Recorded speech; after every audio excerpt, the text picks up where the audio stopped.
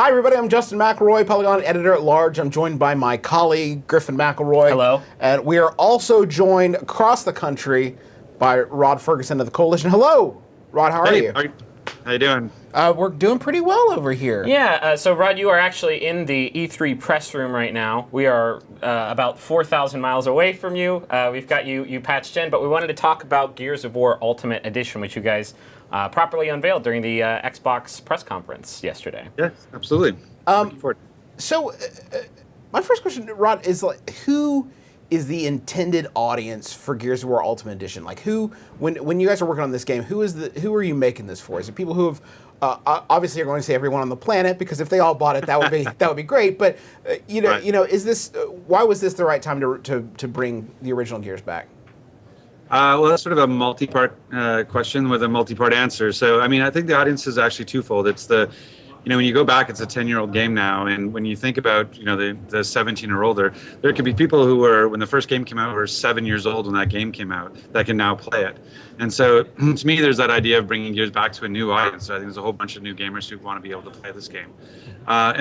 But there's also that sort of going back to the original game, or the person who played it the first time, and now it's 10 years later, and they want to go back and have that nostalgia and get to have that experience on their Xbox One. And that was a big part of this for us. We were looking at it as we want to begin the new saga with Gears of War 4, but it takes years to do that, and we didn't want to wait that long to bring Gears to Xbox One. So we talked about what's the best way to do this. We felt like going back to the original and kind of being as a primer for new players and getting people back re-engaged with the franchise as they lead into Gears of War 4. Sure. So we're a little over a year into this current console generation, and there've already been quite a few remasters of games from the last generation. Obviously, you were working on Gears of War Ultimate Edition before this wave started, but are you worried at all about remaster fatigue for Ultimate Edition?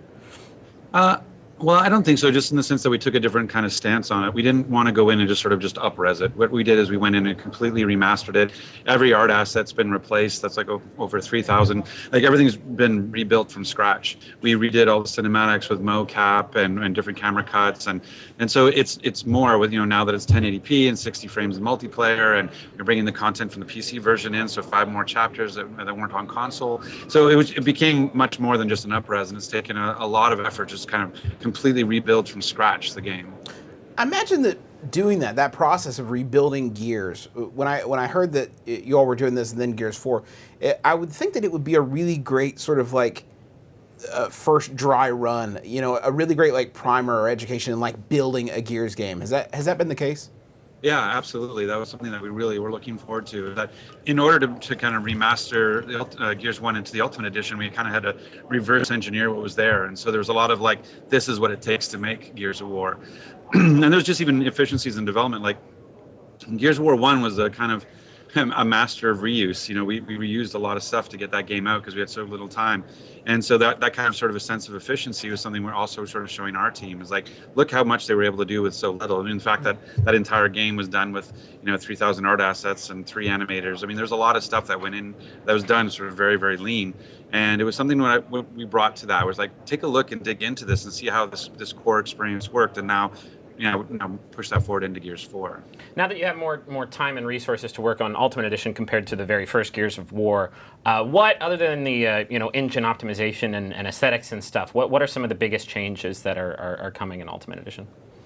I think the biggest, number one change you're going to really notice is the cinematics. I think the fact that we did them in-house, and we kind of went back through them, and we really looked at what was the intent of that story moment. And so, our original art director back then, Jerry, he had a specific handheld style, and it was great, but there's also some things we just weren't able to, with the technology, we weren't able to realize. And so when we sat down and said, okay, what was the story intention? What were we really trying to get at? What emotion were we trying to get? And we were able to bring that and go deeper on that, whether it's the min-death scene or different aspects, And so that was sort of the fundamental one. But then the other aspect is just the modernization of Gears 1. We said we can't just bring back Gears 1 because that's a 10-year-old game and people have a new standard for contemporary games. So what are the things we have to bring forward? And when we started playing, Gears 1 on Xbox One, and it was oh, what do you mean I have to get out of cover to revive somebody to pick up ammo? What do you mean I can't spot enemies while I play multiplayer? And oh, why am I getting stuck on cover so much? I'm kind of used to the Gears 3 style. And so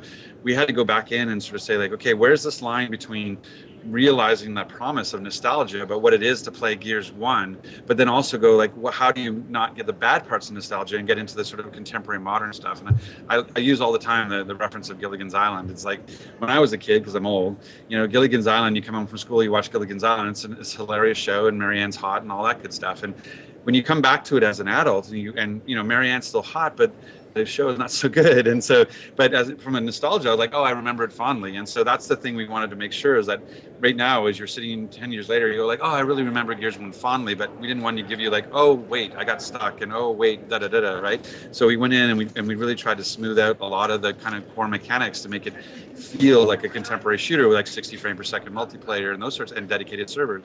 But at the same time, still go like, oh yeah, but this is Gears 1. Has that been especially complicated for the multiplayer side of things? Because I imagine that the balance between the balance in Gears 1 and the balance in Gears 3 are completely different beasts. Is that especially hard to reconcile on the multiplayer side? Yeah, I mean, it's actually the balance stuff is not the hardest part of this. Actually, the hardest part has just been the technology and infrastructure, because we changed.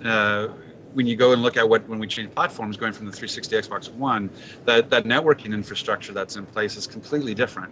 So we couldn't even say like, hey, let's just take all the Gears 3 multiplayer code and bring that back for party-based matchmaking, dedicated servers. We couldn't do any of that because it's a different beast on Xbox One. So that's the biggest thing for us. And the reason we're doing a beta this week is because of that. Like, nowadays the market looks at betas as a different word for demo. Like it's always so polished and so finished that, oh, it's just a pre-demo, if you will, of the game. But for us, it's truly a beta. Like we expect to have some problems. We expect to have to work through some stuff. We're expecting lots of feedback because this is the first time this code is being run. This is new code for us on this platform. And so we want to test it, and we want it to see how it scales before we go to release it. Rob, before we let you go, is there any chance of this kind of treatment being applied to the rest of the Gears games, Gears 2, Gears 3? Is there any shot that we'll see those brought into the modern world too? Well, there's always a chance. We'll see how. Okay. So we'll see how this one does. I think also, I think the backward compatibility announcement on Monday kind of changes the game on a lot of this stuff. Like that kind of brings the desirability of remasters becomes a question that you have to look at. So yeah, you guys must have been so mad, right? What? Son of a bitch! We just remade the whole thing! It's great for gamers, it's great for the platform, and the thing for us is that when you look at what the Ultimate Edition is providing you, it's a different experience. Like I said, it harkens back to Gears 1, but it's a different experience. So, I think there's a reason to still go get the Ultimate Edition, even if you get, Gears 1 on backward compatibility. Rod, thank you for joining us. I personally am really looking forward to your Gilligan's Island remaster, starring Dax Shepard as Gilligan and Mike from Breaking Bad. That's a good as pull. the skipper. Wouldn't that be Mike from Breaking Bad as the skipper? Anyway, but first, we're looking forward to playing Gears of War Ultimate Edition. Rod Fergguson, thank you so much for joining us. Thank you. I appreciate it.